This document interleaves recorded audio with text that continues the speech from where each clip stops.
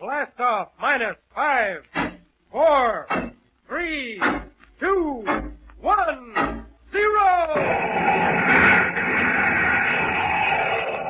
As roaring rockets blast off to distant planets and far-flung stars, we take you to the age of the conquest of space with Tom Corbett, Space Cadet.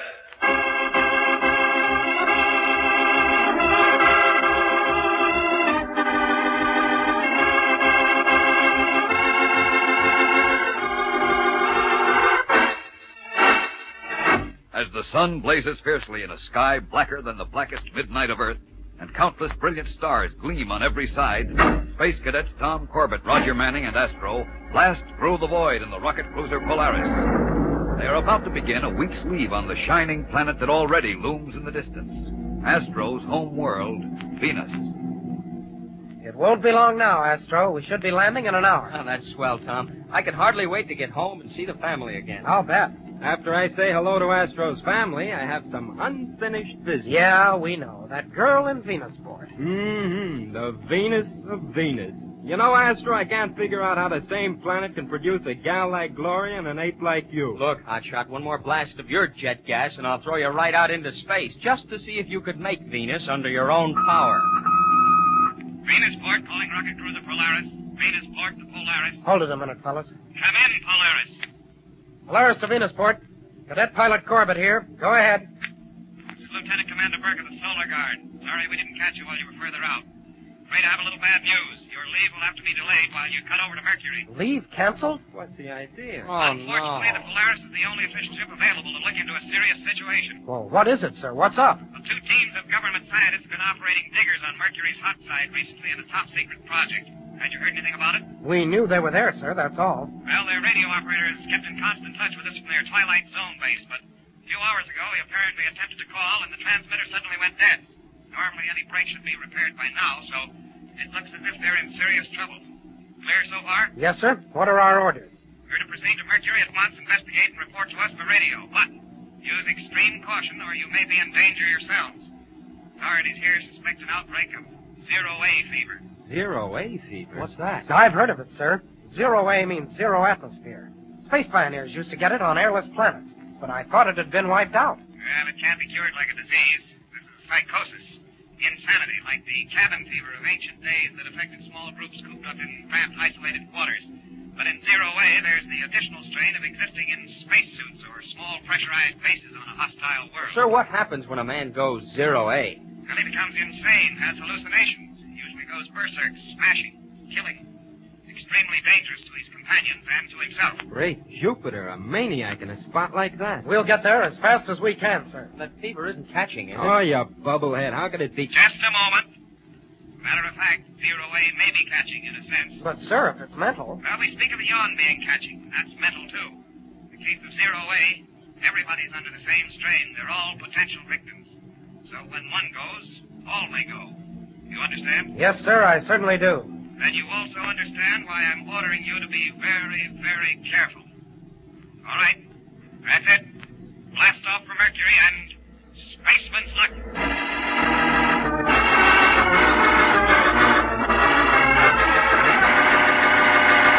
We'll return to the exciting adventures of Tom Corbett, Space Cadet, in just a moment.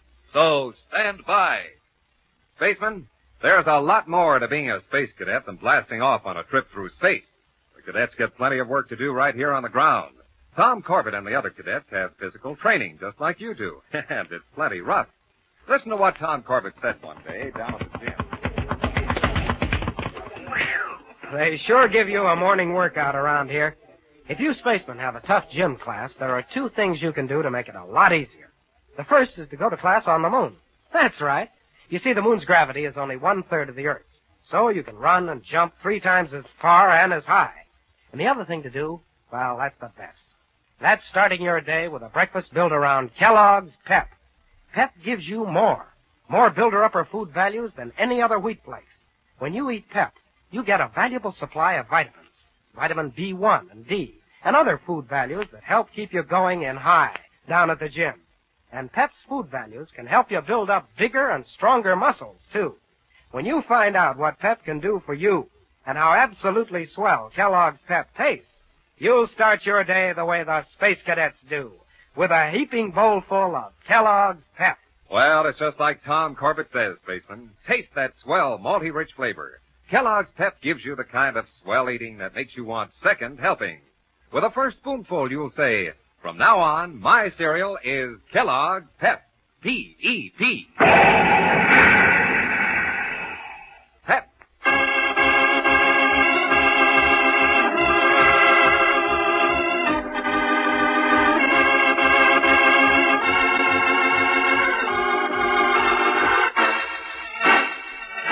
Swinging around its orbit like a ball on a string, Mercury keeps the same face forever turned toward the sun. On one side, it is always glaring day, blazing with a surface temperature of 450 degrees.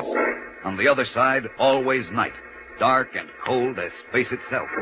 Only in the narrow band between, the twilight zone, can men establish temporary camps on this airless and unfriendly planet. Now, as the Polaris speeds over the bright side toward the silent twilight zone base, the cadets stare down at the burning land beneath them. How would you like to have to work down there, Astro? In that blast furnace? Not me, Tom. I don't see how those scientists do it. Well, they have mechanical mold. They're diggers, big, powerful machines developed for just this sort of setup. They were first used on the moon. They're built something like you, Astro. Big and clumsy. All right, wise guy. Matter of fact, the diggers aren't so clumsy, except when they fly. Fly? Oh, yeah, they do at that. It doesn't seem possible. Well, they're no dreamboats, but they are jet-equipped for short flights under low-gravity conditions. And a rough landing doesn't damage them or the people in them. And they can work on a place like this, huh? Not on it, you Venusian clunk. Under it. He means beneath the surface, Astro. They dig underground and burrow there like moles, protected from the worst of the heat. They can gather tons of rock samples or usable ore that way. Hey, I wonder what they're looking for here. Well, no one knows. This seems to be a real hush-hush deal. Hey, fellas, look down there. Oh, too late. Well, what was it? I'm not sure, Tom, but I thought I saw something landing on the surface. A digger? Well, not from your description. Well, what then? A spaceship? No, it wasn't big enough for that, or even a jet boat. It looked like a man in a spacesuit with body jets. A man with body jets? It must have been your imagination, Astro. Why, even the Polaris couldn't protect us from the heat for long if we were down there. Okay, guys, get to your stations. We're entering the twilight zone. Now we've got to locate the base, fast, and find out what's happened here.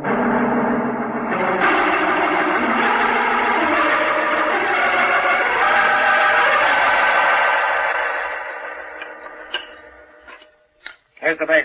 Come on. Huh. Not much more than a good-sized hut. Yeah, I wouldn't want to be stuck in a place like this for long. Be careful now. We don't know what we're getting into. It may be all right, but... Uh-oh. What's the matter? Look at the hatches in the pressure compartment. Great galaxy. Both of them open. That means there's no air inside. Looks bad, fellas. Come on, but watch your step.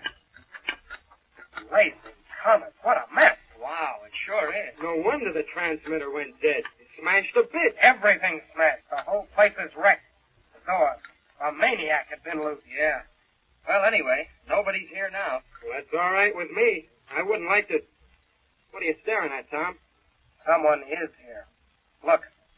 Over by the bulkhead. A man. And Tom, he's dead. Gosh. Well, this man must have been the base operator. He probably kept a log. If we can find it, it might help. There's some stuff over here in the corner. Now, let's see. Yes, here it is. Anything in it? Apparently, there were only 5 men on this project. The dead operator, Adams, and 4 scientists, divided into 2 teams. What does it say about today? That's what I'm looking for. Here it is. Teams started out in diggers at 0800, and Adams made his regular report to Venus. At 8:30, both teams called in to say they were okay. 8:49, Team A said it was moving. Landed a few minutes later, and, hey, listen to this. They started yelling something about giant men. Giant men? Uh-huh. Then more shouting and noise, and that was all. Zero-wave fever. That proves it. That's what Adams and the other team figured, too. Now, let's see. Team B flew to help. Landed at 9:01. And apparently Adams didn't hear any more from them. But what happened to Adam? Yeah, that's what I'd like to know. Here it is. At 9:15, he wrote that he was going to call Venus unless somebody reported in soon. But then he heard a signal at the outside hatch. Yeah? And then what? That's the last entry he made. Evidently, he opened the hatch and... Well, you saw him. One of the guys on Team A must have gone 0A all of a sudden. Or maybe both of them. Yes, and there's no telling what happened to them or the other team, or where they are now. Let's see. The log says they landed on Sector T-34. There should be a map somewhere. Oh, right there on the bulkhead behind you. Oh, yes. T-34. Right. Here it is. Now, that's where they were. But somebody was here after that. Wait a minute. Astro, wasn't it around there you thought you saw a man land on the surface? Yeah, just about there. We'd better get up to that sector in a hurry. There may still be something we can do. Wait a minute. The Polaris is really too fast and big for a job like this. Sure it is. We'll use the jet boat. Come on.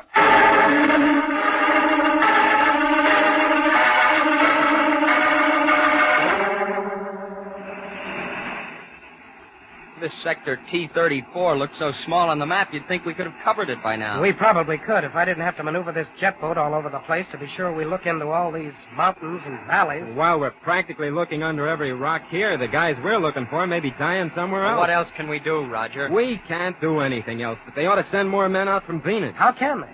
You heard what Commander Burke told us when we called in. With most of their fleet out near Neptune and their last cruiser laid up for repairs. Well, he admitted they still have a destroyer left. But he has to keep at least one ship on planetary duty. You know that. It's regulation. Regulations. Why don't you and Burke both go blow your jets? Who cares about... Look down there. In that sort of canyon below us. Where?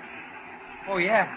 Oh, that must be one of the diggers, huh? That's what it is, all right. I'll circle down and get closer. Say, there's the other digger. But it's turned over on its back.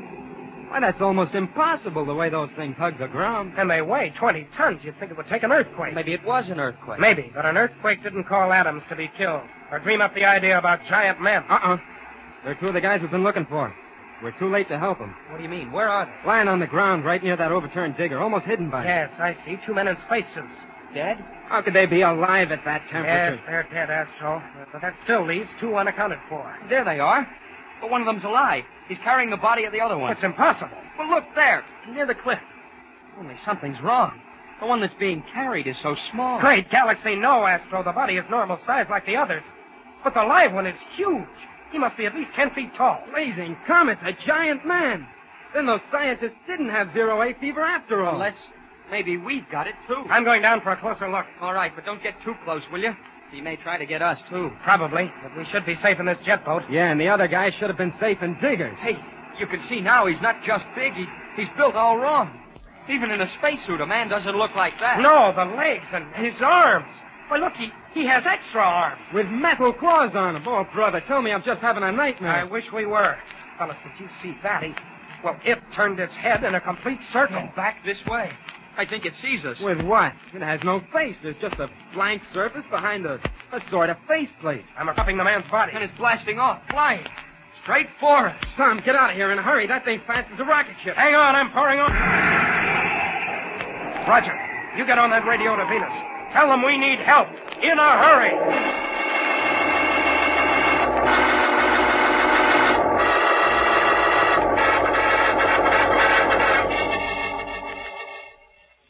Manning, for heaven's sake, snap out of it. Do you realize what you're saying? I sure do, Commander Burke, and it's true. A giant over 10 feet tall, unharmed by 450-degree temperature, capable of damaging a jet boat? Sir, he could ruin the jet boat. We wouldn't have a chance. We saw what he did to the diggers. Manning, can't you understand that no human being could possibly fly as fast as a jet boat? Human being, whatever this thing is, sir, it sure isn't human. Manning, what's become of the other members of your unit? Why, they're here with me in the boat. Are they? Then put one of them on. Yes, sir. Here, Tom, talk to him, will you? This is Corbett, sir. Look, I know this is hard to believe back there on Venus, but we have to believe it. It has short legs, thick as tree trunks, no face, and... Tell him, Astro. 6 arms, sir. On a 6. With things on them. All right, you all agree. But the Polaris unit has a reputation for pulling tricks. Now, this is a joke. I promise you that you... Great Galaxy, sir, no. Please believe us, this is deadly serious. Well, very well. I'm sending you the help you need at once.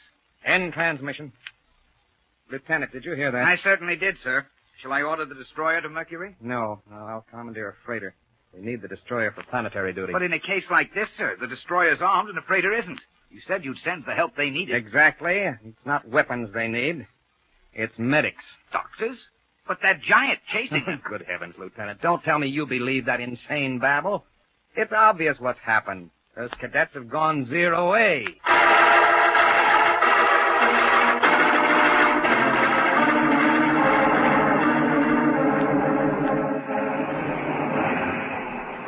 twilight zone coming up. How are we doing? Oh, we've gained a little. That thing is nearly 100 yards behind. Is that enough? I don't know. It depends. Hey, I spotted the Polaris, east of port. There, you're on the nose. Right. I'm throwing on the forward jets for a fast stop. All the brakes we can stand. Brace yourselves. We're going down. Tom, that monster is catching up fast now. I know. We'll be landing in 2 minutes. Right by the ship, I hope. It'll be a rough Tom, landing. look there. Another one of those things, driving out from behind the rock. Great Jupiter, he's cutting between us and the ship. Right in our path. They've got us trapped.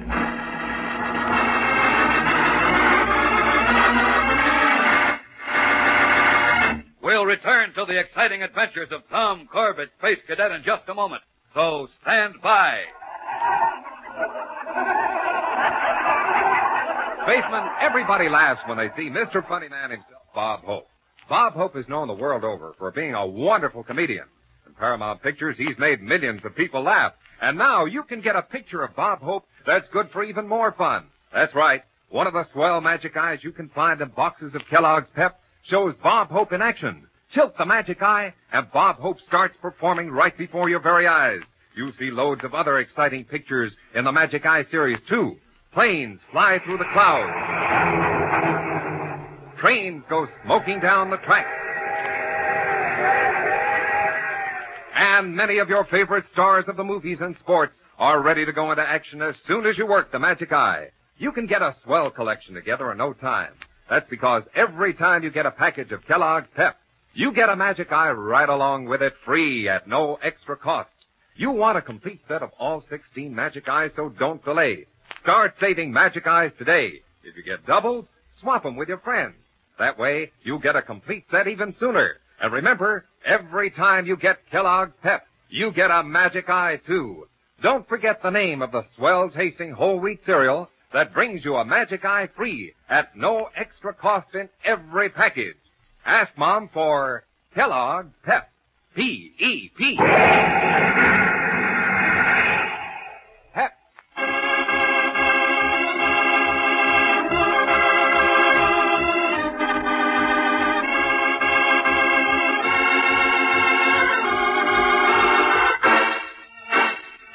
In a jet boat rocketing through the airless sky of Mercury, pursued by a huge and powerful monster which is seeking to destroy them, Tom Corbett has strained every nerve to maintain the slight lead which means the difference between life and death to himself and his friends Roger Manning and Astro. But just as it seems they have a chance to reach the comparative safety of the Polaris, another of the giant creatures zooms suddenly into their path, and the cadets are trapped. Great galaxy, Tom. Climb, climb. It's our only chance. I'm trying to, but I've cut speed for a landing, and it's tough to get her up. Come on, Tom. You can do it. You've got to. She's coming now. Come on, get that nose up, baby. That creature in front of us is climbing, too. It's going to meet us head on. Hold tight. I'm swinging hard aboard. Look out, Tom. The thing's making a pass at us. It's got us. We're spinning. It's all right. I still have control. We're okay for a second. That was close, Tom. I didn't think you could do it. I wasn't sure myself, Roger. Lucky that was only a glancing blow and it missed the jet. If a glancing blow rocked us like that, a real crash will split us wide open. Tom, here comes another one, diving from behind. All right, we'll dive too. He's following. Getting close. Look out, Tom. You're going to crash it. Not quite. Now, up. Jumping Jupiter, Tom. I thought you were going right through the ground. How about the monster that was after us? What happened to it? It pulled out of the dive just before we did. I hoped it would keep going and smash up. I can't keep away from both of them forever. How can they see to maneuver like that? They have no eyes. Their faces are as blank as a radar screen. Yes, a screen. A screen or a scanner. That's it. They aren't alive. They're robots. Oh, machines? Of course. That's why they can do things no human could do. They aren't space suits. They're just metal bodies. I get it. They have scanners to send back a picture. Send it back where? To wherever their owners are sitting, out of danger, controlling them. Oh, yeah, now I see the antennas on their helmets. Boy, if I can only find the frequency on our receiver. Look, I got an idea. So have I. But we won't have a chance to try it. Here they come. One on each side. What can you do, Tom? Just hold my course and hope. But they'll crush us between them. Tom, dodge. Not yet. They're closing in. All right, now. Going down.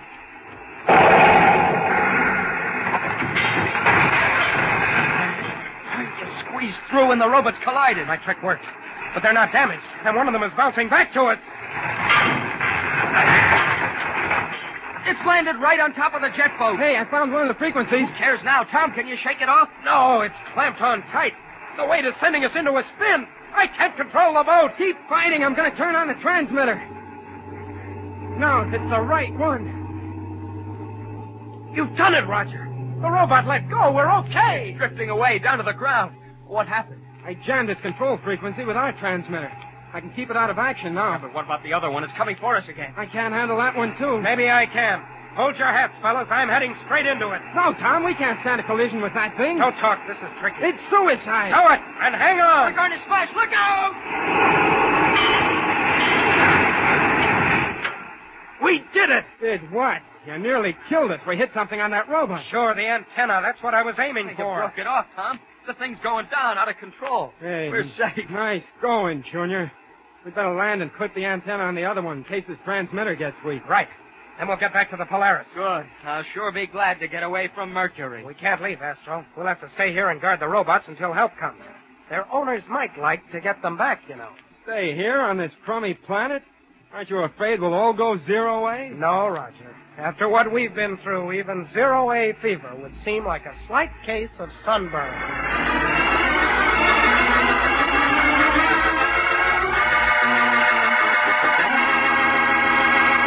Don't miss the next action-packed episode with Tom Corbett, Space Cadet, on Thursday, when the boys again find themselves in terrible danger from the monstrous robots and their human masters. In Part 2 of The Giants of Mercury. Tune in, same time, same station, for the next thrilling interplanetary adventure with Tom Corbett, Space Cadet. Brought to you by Kellogg's Pep, the Build-Up Wheat Cereal.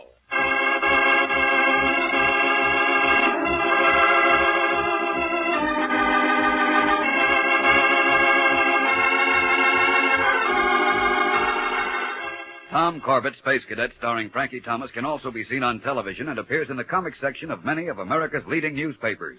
Look for it daily and in weekend editions. Featured in the cast are Jan Merlin, Al Markham, and Vinton Hayworth. Today's program was written by Don Hughes, directed by Drex Hines. Jackson Beck speaking. Kellogg's Raisin Bran has a secret. Kellogg's Raisin Bran has a secret. And what a secret! In Kellogg's Raisin Bran, the tasty raisins are dipped in honeycomb. That means plumper, more tender raisins, along with delicious golden crisp bran flakes. Both fruit and cereal, all in one box. And no other raisin brand but Kellogg's gives you the tender goodness of raisins dipped in honeycomb. That's Kellogg's secret. So for your breakfast, make sure you get Kellogg's, because Kellogg's Raisin Bran has a secret. This program came to you from New York. America is sold on ABC, the American Broadcasting Company.